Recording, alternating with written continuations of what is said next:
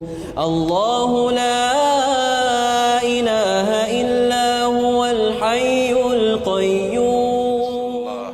صلی اللہ علیہ وآلہ وسلم نے ساتھ یہ بھی فرمایا کہ دودھ بھی فطرت۔ ہم یہ سمجھتے ہیں کہ یہ ایک معمولی سی بات ہے، ڈاکٹروں کو اللہ سلامت رکھے، بڑے بڑے نیک ڈاکٹر موجود ہیں، اللہ تعالیٰ ان کی حفاظت فرمائے۔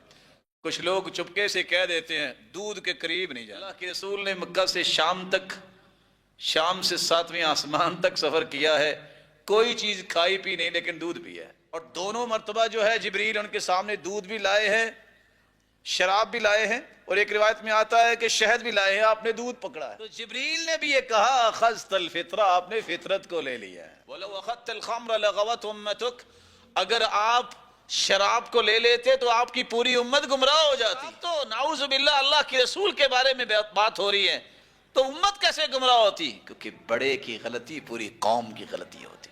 آج فطرت سے منع کر دیتے ہیں۔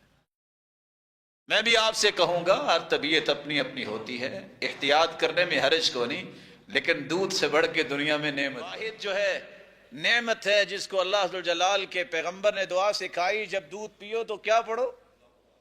ہم نے کبھی پڑھی نہیں ہوگی، اللہم بارک لنا فیہ وابدلنا خیرا منہ، اللہ اس میں برکت ڈال دے اور اس سے اچھی نعمت ہمیں عطا کر دے۔